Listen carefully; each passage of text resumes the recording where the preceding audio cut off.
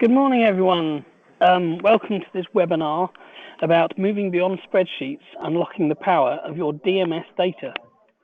I'm Tim Rose, I'm the editor of AM, and after my brief introduction, we have a couple of presenters for you, some experts from Real World Analytics. So they will be Conor Lavery, the Chief Executive and Co-founder, and John Hogan, who's Chief Data Scientist and Co-founder. And in a moment, they'll begin their presentation. But just before they do, can I just remind you how you can get involved? As with all our webinars, you'll have joined us in listen-only mode, but you should have a dialog box somewhere on your screen which you can type into. So we do encourage you, please, to take part. After the presentation, we'll have about 15 minutes of Q&A with our presenters. So we certainly encourage you to type in your questions and any comments that you have while the webinar is live. Well, that's enough from me. So now over to the Real World Analytics team for the presentation. Conor, over to you. Thank you. Thanks, Tim. Good morning, everyone, and thank you very much for joining us. You're very welcome. Today, we're going to have a look at a better way to present your sales and after-sales information with a view to improving the performance of your multi-outlet auto dealership. And this is more a real-time system. Perhaps your current information systems have served you well today. However, today's information systems often fall short of your needs. The continuation of softness in new vehicle sales, the increasing challenges of sourcing quality used vehicles at the right price, combined with increasing competition in after-sales, have all combined to put more pressure on your margins. It's critical that management is on top of all the performance drivers in the business, and an information system or tool is a key tool for management. As we go around talking to auto dealers in the UK, we often hear people saying to us, we already have a lot of information. If you're just going to supply us more information, that's not what we need. They go on to tell us what we need is an information system where it distills everything down so that each manager can see what's going on in his or area quickly and simply. And ideally, we would like to see exceptions from the top flowing down to the person who needs to act on that exception. In other words, make it as actionable as possible. And they'd often go on to say to us then, if the information is only available to the head office managers, it's really no good to us at all. So just to tell you what we're going to cover today, I'm going to kick off and tell you a little bit about typically what we see today in auto dealerships and why we think that it's been a challenge to put something in place that really works for you. The name of the webinar is Moving Beyond Spreadsheets, Unlock the Power of Your DMS Data. But we won't just be talking about DMS data or about spreadsheet solutions. I came back from the NADA show in Las Vegas 2 weeks ago, and at one of their presentations, we were told that the average dealer in the US has over 24 applications in their business, and we haven't seen anything different in the UK. The information locked away in many of these systems are important to your performance, so they need to be integrated into your information system for it to work for you. I'll finish off the topic by giving you some high-level guidelines of what we think a good solution should look like. John Hogan will give you a live demonstration, which will give you some examples of what I've spoken about, just to give you a good feel for kind of how it works and how this might work for you, or this approach might work for you. John then is going to go on and talk a little bit about how he can help you evaluate the various solutions that might be in front of you. And I think he's relatively well qualified for that. John was a finance director of several retail companies. One of these grew tenfold over a 10-year period while he was there, so he had to evaluate quite a few solutions as they outgrew their previous systems. Our overall objective today is to provide you with an approach you can bring to your own business to improve your information tools. At the very least, we believe you will get a few nuggets that you can take back to your business and start using tomorrow. So I'll kick off now. As mentioned there, the title is maybe a little bit understated in talking about integrate with DMS data. If you've just integrated with your DMS data, you probably only have about half the picture. As you well know, your manufacturers will often, make you use a different showroom system. We see innovation in other areas that the DMS covers, like in after sales. So vehicle health checks, if you like, came from outside the DMS providers. and sometimes you'll want to pick best of breed. At the show in NADA, there was a hall full of companies providing CRM systems, so you possibly have other ones there. So you need to bring that in too. Typically as well too, there's stuff outside the DMS like the sales and the after sales DOC, and if you're trying to maximize out your bonuses at the end of the month, end of the quarter with your manufacturers, you really have to have a really good fit on where you are in terms of your new vehicle sales to maximize out those bonuses.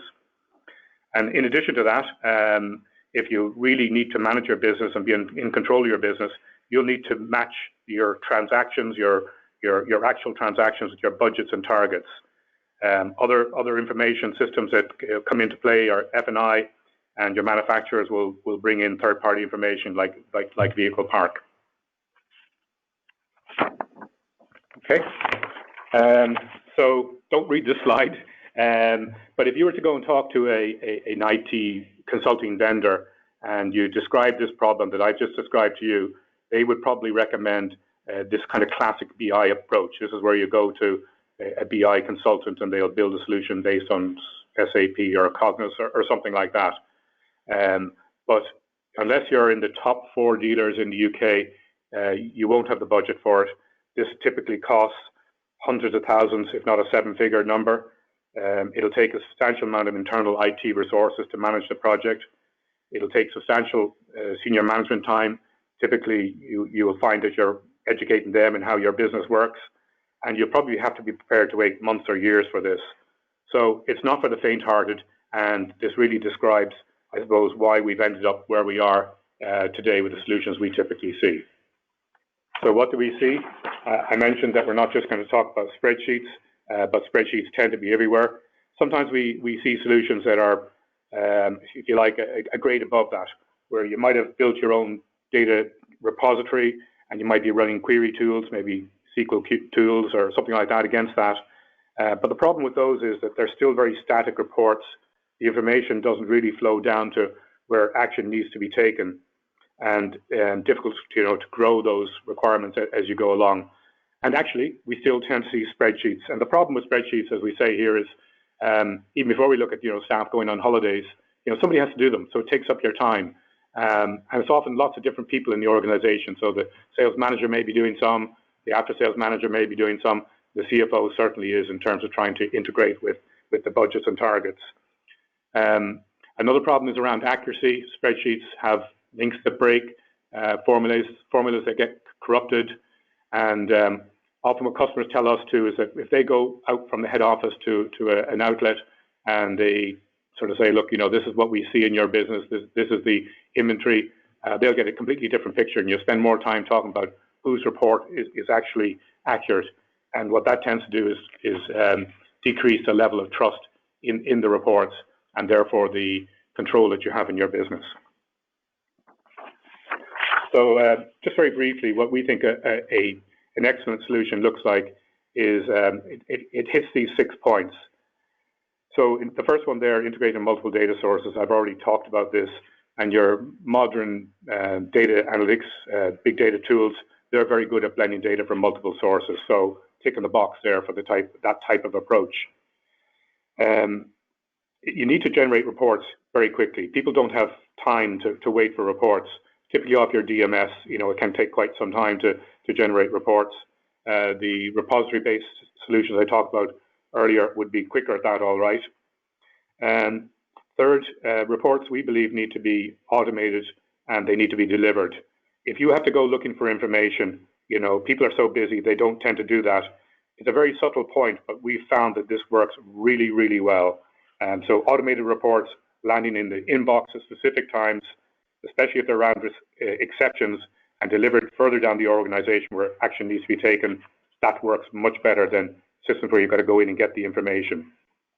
KPIs on the go, so you don't sit in your head office and manage your business from there. You go out and you meet people in the different outlets, and you really need a solution that works on your laptop, on your tablet, so that when you go into the outlet, you know as much as they do about what's going on, and you can ask additional questions, if you like, on the flow of what's actually happening there. We believe also that the system needs to be co-developed. We're our tech company ourselves, as many are that supply this sort of area, but you know your business better than we do. So you really need to interact very closely with your developer to ensure that it grows with your needs. It doesn't remain static. Another huge part is benchmarking. You already know that because you benchmark in your sales departments and at your technician level, but we believe we should bring that up a level and benchmark at outlet level to drive performance just as it does at that individual level. And last but no means least, customer service. Any tech solution that just kind of revolves around providing a tech support generally is somewhere, a lot of projects fail because of this kind of, if you like, gap. So we would recommend that you have somebody who works with you on that. And it's not that we teach you your business, but sometimes, we would bring in processes that you haven't seen before. One that I can think of off the top of my head is helping you put the used stock in the right place at the right time. And John's going to give some examples kind of along those lines. So at this stage, I'll hand over to John, who will go into a little bit more detail of what I've described there. John. Okay, thank you, Conal. Good morning, guys. First, we're going to have a look at just like an example of a dashboard. Like the auto retail business is complicated enough, so like everything needs to be presented like pretty simply. So basically, you can get your information in 10 or 20 seconds. So here we have a vehicle dashboard, and we've combined new and used together. In here, then basically we can see our registrations for year to date, and the month to date version of this as well. So we can see 2,540, so that's up 4.1 year on year, and it's like 105 better than budget. And then this is what we've invoiced, so we're a little bit behind on that. And then like we're quite a bit behind on gross profit, and basically on the gross profit percentage as well. So we can see our average selling price, our units in stock and the value, how much is reserved, not reserved, what's our internal stock, what's our new used ratio. So all just like important stuff to have a handle on. Likewise for used, so 1,032, up 28%, but still down on budget. Turnover is down, and basically, and the gross profit, basically, there's more work to be done on that as well. So like we can see what needs to happen here. So we got our number of stock units we have in stock. Then basically we also keep track of overages.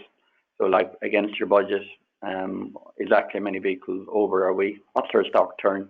Many number of days. Like these are critical things you guys just need to know. Then we're bringing in some stuff from the nominal. And basically, so we got sales direct expenses, we got departmental expenses, and then like we got a departmental profit. And then we got vehicle age debtors coming in as well. And so this is like a good example of a fairly simple dashboard that presents information to you. The month-to-date version we would send out like every Monday, and then the year-to-date we would send out at the month-end. So next we're going to go into do a like demonstration of a few modules. So this is our menu. So like based on the business hierarchy of needs, and as Conor was saying earlier, get your information as quickly as 10, 20 seconds. So we're going to look first at the workshop performance. So very often people are trying to do these in spreadsheets, not necessarily available when you need it or in the format that you want. So here we can see sold hours for the group, sold value hours attended, productive hours, efficiency, productivity and utilization, and also then work in progress hours. And then here we can see the same thing by branch. And we can see like color coded based on who's doing well. So Birmingham, very good on efficiency. London, not so good. So we'll have a look at London next. So we can dealer dashboard. Then basically we can just select our branches, time periods, and we can pick any of these for specific dates or skill levels. So again, we're looking at London. So here's our totals. And basically, so now we can see by technician type and by technician, basically how each are doing. So we'll pick technician 107. So Tech 107 has 24 idle hours, 96% efficiency, 74% productivity, 77% utilization, and 43 WIP hours not yet invoiced. So maybe let's have a look at that 24 hours. That's always interesting. So show idle time.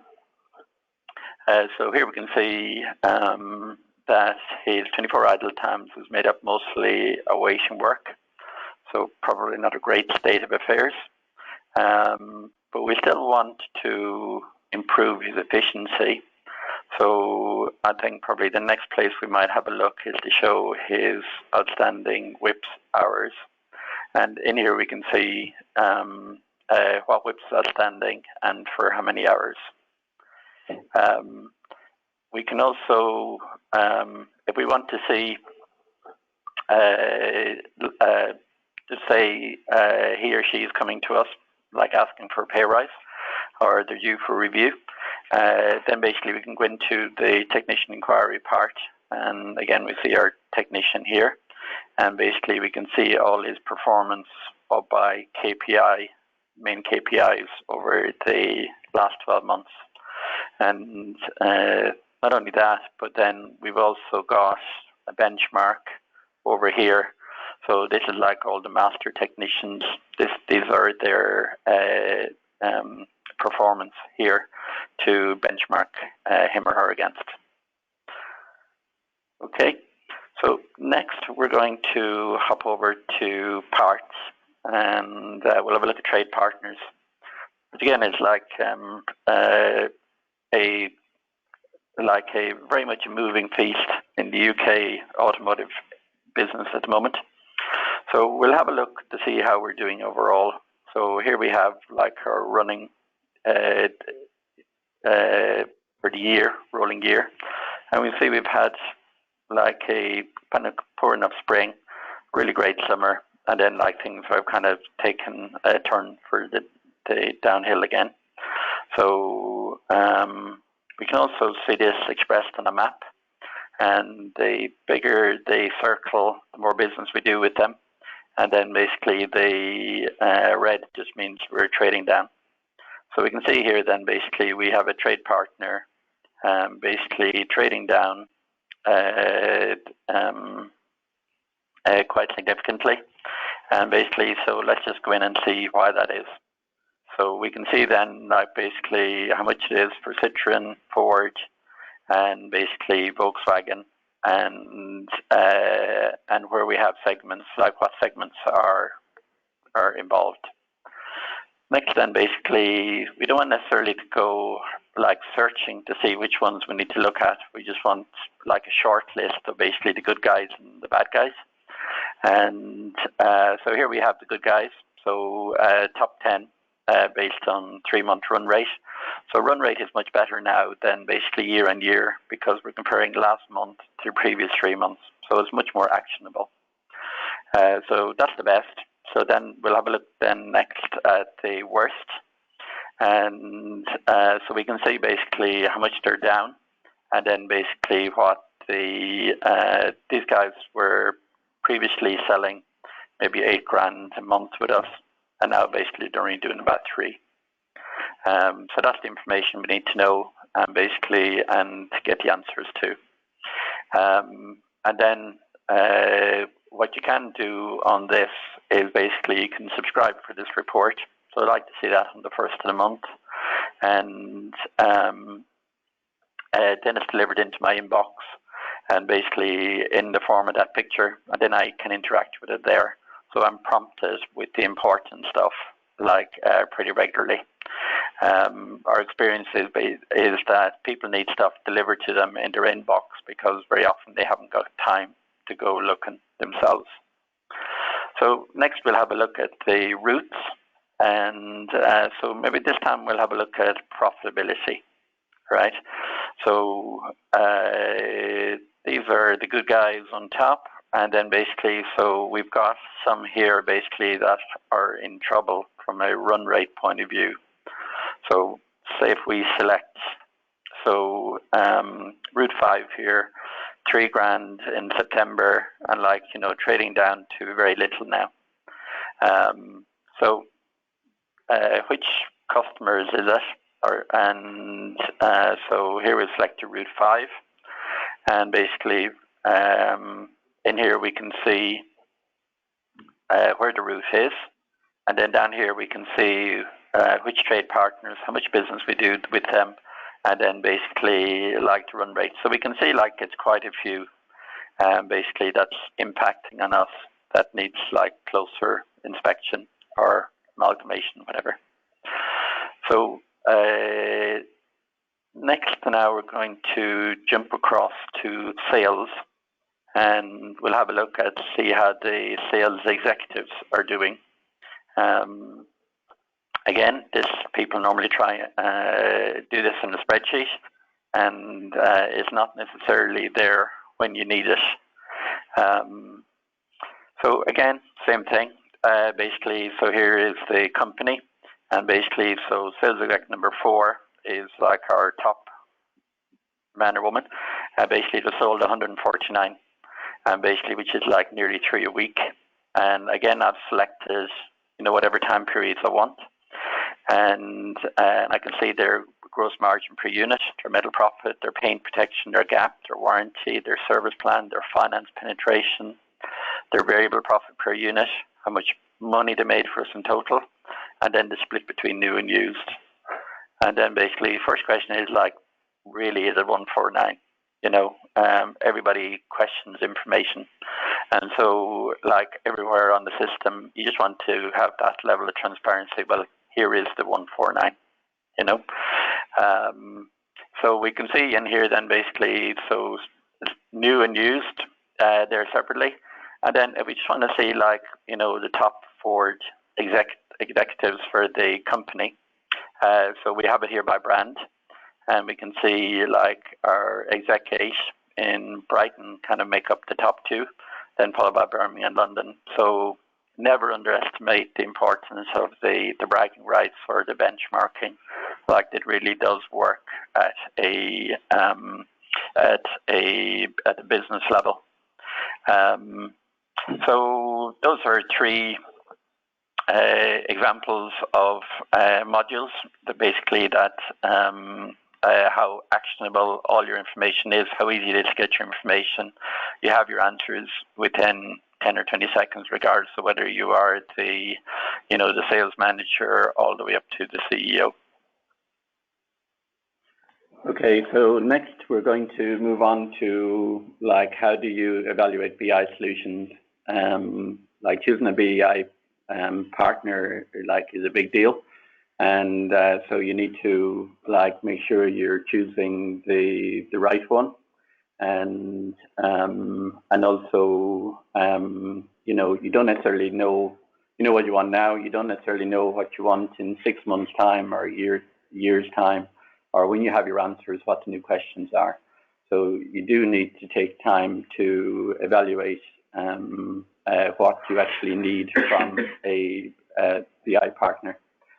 So the first thing there is basically third-party systems integration. So you seen from Connor's slide earlier that the information is everywhere, and it's not just sitting on your DMS, it's on your spreadsheets, it's in your F&I, it's on your third-party applications. All that needs to be pulled together.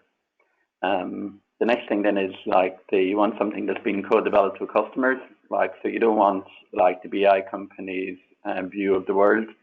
You want stuff that's already trained up for what you need. Then you also want drillable dashboards by job function. So that dashboard we looked at earlier, you can drill down into the branches to see why exactly are we the way we are. You also then want comparisons against budgets and objectives. So keeping track all the time of where you're at, and basically, also basically if they're forecasting where you're going to land versus based on the run rate, that'll be pretty important. Then quarterly reviews with customer success. So as Colin was saying earlier, customer success is really important for putting in best practice So we are armed with facts normally, and then basically we normally work with the most entrepreneurial companies. So then basically you get to know how things, best way of doing things. Next, then the automated delivery of the management packs, right? So we kind of covered this briefly earlier on, and everybody needs their own version of information based on the job they do. So if you're a group executive or a director, you'll want like dashboards of how your business is performing or your areas are performing. If you're like an area manager, you'll want those dashboards too, but you also want to see a listing of how each store is performing to see which store do you basically, or branch do you basically focus on. And then like if you're a functional manager in the branch, you will need like your own information based on the job you do. So like if you're a service manager, you'll want like a daily report with your KPIs. You'll also want to see like your DOC, where are you going to land at the end of the month? What are the exceptions you need to deal with? And then weekly, you might want to see those workshop performance reports that we had a look at earlier. And so everybody has like their own need for their own slants on the one version of the truth. So then the next thing then is the league tables. League tables are really important, and like that drives performance management, we have to say. Continuous upgrades and enhancements is like a really big thing. There's not such a thing as the job is finished. Like once you move up a level, there's now a new level to move to. And basically your requirements become more and more sophisticated as you move through the levels. We find PowerPoint compatibility as well is a big requirement, being able to like drop stuff into PowerPoint, because very often it needs to get represented at the board level or whatever. And then the last thing then basically fundamental requirement from your supplier really is the ISO 27001 security certification, because like the job is to pull all these different pieces of information together and present them back in an actionable way to you. So basically, you need to be confident that your data is secure, and with the ISO 27001, like they provide an external validation of like each of your suppliers' security procedures to see like are they good enough to stand up to scrutiny. So like that's very important. Okay, so then once we get to sales functionality level, you will need like your daily DOCs. So very often they're sitting on spreadsheets, so pull all them in and basically present them back to you basically in a seamless way that doesn't involve any work. You also want to see your sales and margin versus budgets by day, by week, by month. Tracking against manufacturer objectives. So as you know, like each manufacturer can have weird and wonderful objectives. So you need to basically see how you're doing against them. So the effort is then going into getting the results rather than basically working out basically where you stand. Sales performance league tables, we'll cover them. New stock by payment status, like having all that lined up. So, you know, what's like consigned, what's coming interest bearing, what you paid for, and basically just keeping proper control of all that. Then like used stock is a whole world in its own right, and basically so there's lots of different levers for maximizing out your performance on there. You just need to know where you stand on all of those. Overstocks tracking. So I would say probably most companies have overstocks of one kind of another. So basically that's like a constant management thing. So you need to know where you are. Full channel analysis as well. So you may want to pull out fleet separately as a separate business function, or corporate, or vans, or commercial, and basically so like being able to do that is like critical as well. Finally, then basically conquest analysis, like that generally gets people are really looking for that, so they can have like really proactive conversations with their franchisors. So then on after sales, the daily DOCs, generally people have them operating in some form of a spreadsheet or maybe a financial BI or something. And basically, but you want the like the operational ones, and basically just delivered out every day. Again, parts and labour, sales and margins versus budget. You want to know how your parts and service advisors are performing, in terms of refunds, when are they busy, there's quite a few KPIs on them. We've already had a look at the workshop and technician analysis. VHC of it obviously is really important as well. There's quite a lot of money in there, and in terms of upsell and follow up and so on. Age whips very often can be more of a problem than people realise, and it's just money just sitting there. Trade partner analysis you looked at. We also do the same for online, where you're selling parts online, and you just want to see how those are performing as well. Then part stock. So generally everyone's looking to reduce their part stock. So you want a bunch of dashboards that's going to basically help you focus on reducing your part stock. Then there's other things such as surcharges or environmental charges tracking. Again, these are just more pots of money, and it's not just limited to these. And you want to make sure that you're mopping up all that money automatically without really thinking about it too much. And finally, then service retention. So service departments are becoming increasingly more important, and so you want to see what's your vehicle park, where are you falling down in terms of not retaining your customers or the available demand. And this competitor matrix is available for download basically on the email you'll receive after this. And so I really recommend you download it and have a look at compare your potential vendors very carefully. Thanks very much, John. We're on the final straight here now. This is a quotation. I love it. It just really tickles me. Jim Barksdale, some of you who are as old as me may remember Netscape nearly 30 years ago. But Jim said, if we have data, let's look at data. If all we have are opinions, let's go with mine. I know often when I read that one out, people think of somebody, sometimes themselves, when they hear that one. But just reading between the lines on it, I think one of the things it does is it acknowledges the value of gut feel and the value of experience, and we certainly do. And all we're saying is that if you combine that then with really good information at the right time, that's going to improve your decision making. And your business is much more complex than Netscape's business is, and your margins are much tighter than Netscape's business is. I would say that you need it even more than they did. I also believe that CEOs want their senior managers to come to them with solutions to problems that are backed up by data, not by opinions. I think that's going to be very, very welcome. And what we, as a business here ourselves, what we want to see is more dealer groups making data-driven decisions. And we're confident, based on what we've seen heretofore, is that with the right management team and the right information, this will drive your business forward.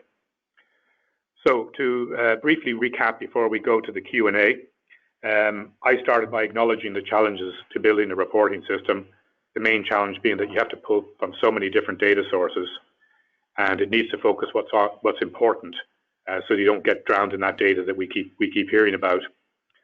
I talk about spreadsheets and the homegrown solutions that we typically see today, and I articulated in an ideal world that the classic solution might be one that you buy, but it's very expensive, very time-consuming, and really, it's not for the faint-hearted at all. I then went on to talk about how an ideal cloud solution might look, and I described the high-level attributes of that. Then John took over, and he's just shown you there a few examples of how you can get those high-level views, how you can drill down, ask additional questions, and how with reports we can just drop those into the right inbox at the right time. So the solution is very actionable. It isn't just information sitting at the top of the tree. It flows right down throughout the organization. An analogy that we use here quite a bit is that it's a bit like a car engine. You've got all the various different parts in there, and every part needs to know what it's doing. The smallest gear, the smallest cog needs to know what it's doing at the right time. And with the right information in your organization, that's how we believe this will actually work. John then went on to talk about the way that you can evaluate, various options in front of you, because it's complex. John described how, you might know what you want today, but in 6 months or 12 months' time, you don't. But once you buy into a solution, you can be stuck there for quite some time. Actually, we had an example of a situation like that only in the last few weeks. We were with a group in the Midlands. They were looking at a solution that was half our price, but it was kind of more of a static solution that just looked at DMS data. And when they really evaluated the differences between the two, they could see that our solution was very, very much more valuable to them and was going to work with them for quite a good deal into their future. So thank you very much for your attention. I started by expressing the expectation that you'd at least pick up a few nuggets today that would help you when you go back into your business, and the hope that you might pick up some ideas in how you might build something more radical to move forward into the future with the challenges that I outlined that you guys are facing. So thank you very much for your attention, and I'll pass you back to Tim now. Fantastic. Thank you, Conal and John. So now it's the Q&A. We have got time, obviously. Please do submit your questions. We've had about half a dozen in already, so we'll go through those shortly. But as I say, we've still got a good kind of 10 minutes or so. So if there's anything you want to ask or a comment you wish to make, please do send those in. So first question, Conal, is about implementation. Really, how do dealers implement this, and what are the challenges and successes of doing that? I'll give John this one because John really looks after that side of the business. Okay, so Tim, normally when we meet customers first, we do a general demo to them, and then basically if they like what they see, then basically normally if they're a CDK customer, we will do a live demo. We'll present their own information back to them. And then they'll make their decision. So then basically they've already seen their own information on our system when we go to implement. And basically, so they've already a pretty good idea of where their payback is and where and what they want to tackle in terms of low-hanging fruit. But normally what we do is we ship out the reports to the branches first, and basically the KPIs and exceptions ones. But then that means that branches then basically are taking action on stuff that maybe is taking up, firefighting time in head office. And then basically then the head office managers then can get stuck into things the trade partners, they can start working on that. And then the other thing that basically gets immediately into action then as well is that performance management that we looked at earlier. And so the system becomes really useful kind of within a matter of days of going live, and then it builds on from there over the next 3, 6, 12 months. Okay, thanks, John. You mentioned CDK in your answer there. Questions just come in asking how do you get information from the CDK DMS? Is it a file extract? Is it API? Could you give us a bit more detail about that? Yeah, so with Rev8 and Drive, we have created queries to go in and get the data. And so we pull everything out every night, and we have a requirement going forward to do intraday pulls as well for the more sensitive things. So all of that's already set up for Rev8 and Drive, and typically to build our live demo, we normally build that in probably 3 or 4 days. Okay, thank you. So on implementation, I mean, how much questions come in? How much management time will it take up to kind of adopt the system and to get everybody on board with it? Would you say? Typically, very little. I described if you went with a classic solution, you'd virtually be training them and what your KPIs are and educating them. We don't need that time or the type of approach that we do because we've built all the business logic or a lot of the business logic already. Where your time comes in is, John mentioned that if somebody wanted to evaluate that, they might want to meet us and just go through that, spend an hour or so with us.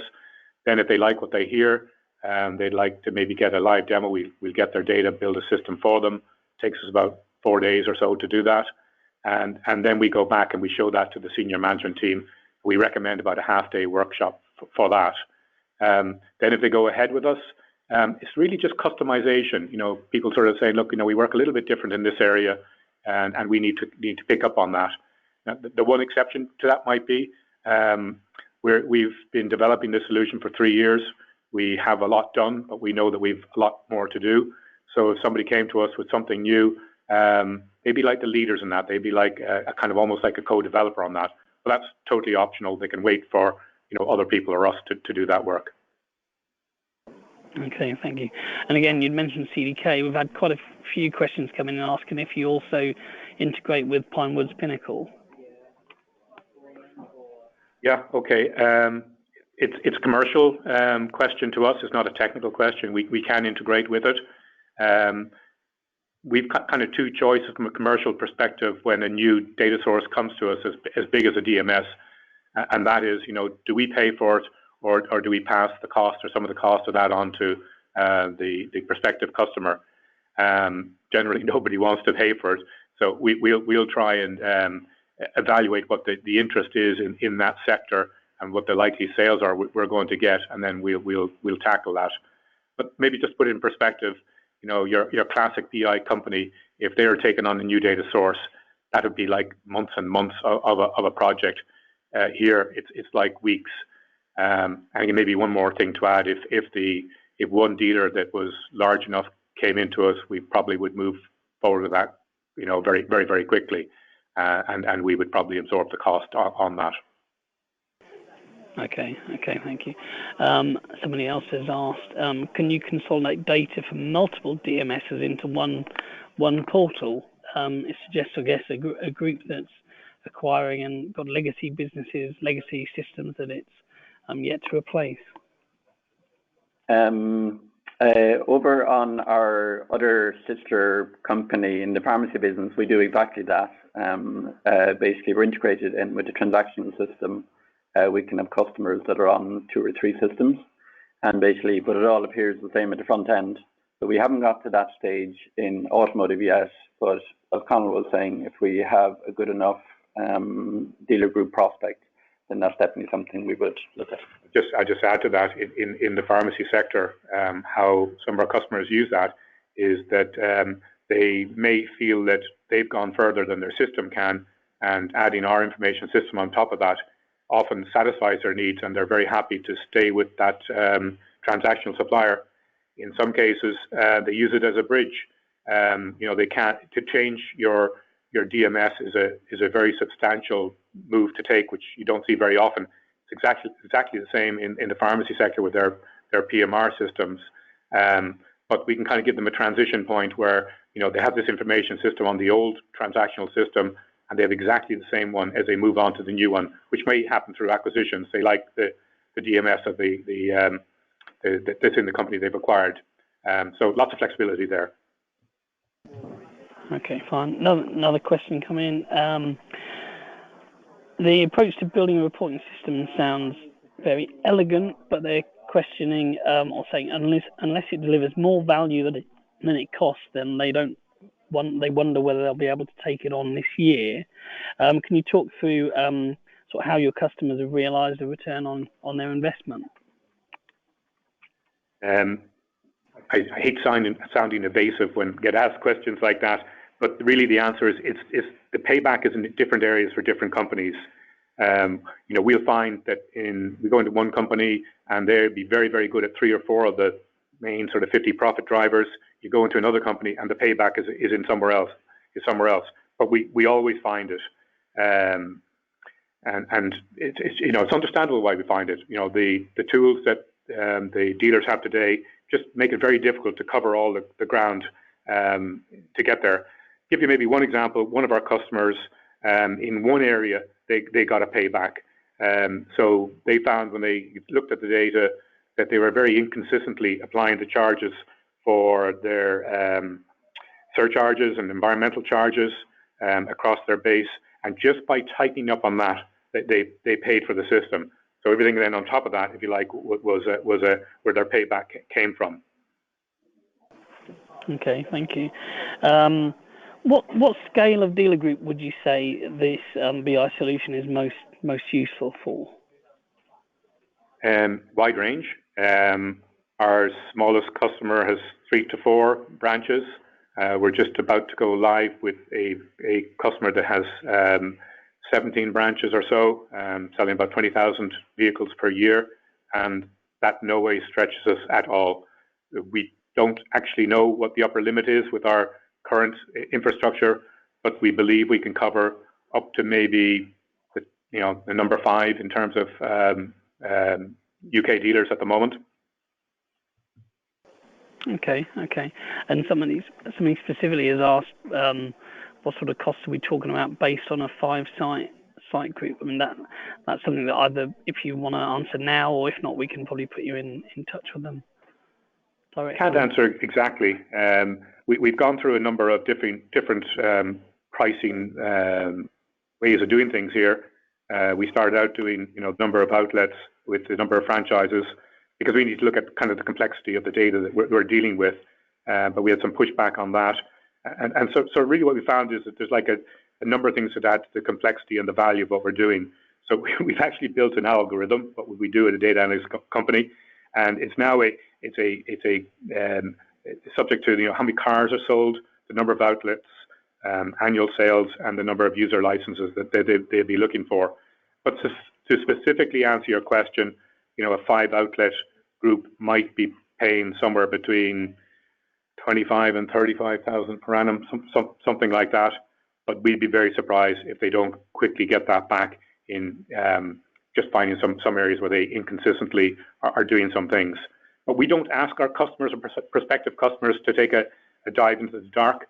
John said that typically the way we engage with people is we say, look, if you want to have a look at this, we'll build a system for you and you can have a look at it. Our list price for doing a live demo is £2,500. We take about 5 days to do that, but currently we're doing this free of charge to, if you like, help us get this project off the ground. So any of the listeners out there that want to do that, when they get the email link afterwards from Automotive Live, they can contact us or they can go to our website and request that. Okay, fantastic. Last couple of questions before we're going to have to wrap up, I'm afraid. One is, I think quite a large group here asking whether it's better to go with a software as a service provider, or do they incur the capital cost to save money later, or actually could they even do it themselves? Yeah, I'll take that one. So basically, we do see some guys that are, basically they'll get an extract done and they try to do it themselves. And basically, there's a whole host of things like what Colin was describing in that classic BI approach. Basically, they've all got to be touched on at some point. So there's a whole bunch of different steps. And but assuming that the project is successful, basically the bit that people need to consider is, like, once you've got what you want, that's just the start of the journey. Because basically now you've just moved up a level. So there's another level after that. So you've got to go again. And basically, so that's why software as a service works. Basically, because you're paying a subscription, you don't have the initial capital costs, so it's much cheaper. You get your payback much faster. But then also the product just grows and grows in a way that doesn't cost you any more money. And the other thing with software as a service, which has been like a huge lesson for us, or a huge learning for us, is basically we have to make our customers more successful. Whereas basically, you can do a CapEx project, and basically whether it fails or not is a matter of opinion. But if you're, paying a monthly subscription, whatever, basically it's up to the SaaS company to make it work for you, and basically including all the human factors. So definitely, in the other industries we've worked in, everybody's gone SaaS, and basically because it just works. Okay, fantastic. And the last question, just fairly kind of quick question. Do you only provide reporting, or do you do onward programs, i.e. marketing? Marketing. That's an interesting question. We're an ambitious company looking to expand, and in a visit we did to Canada, that's what they're looking for the most. We engage with a group in Canada that are actually one of the best we've ever seen at the marketing side, but they still told us that they know that they spend on average $300 per used car in advertising, but they spend that pretty levelly across the cars that sell quickly and the cars that don't sell. They know as well too that they advertise outside their geographic area and potentially even outside their demographic area, and we're able to solve that problem. One of the simple things we do is we bring that it's like web-based transactional data together with their inventory, and just bringing that match is a starting point for that.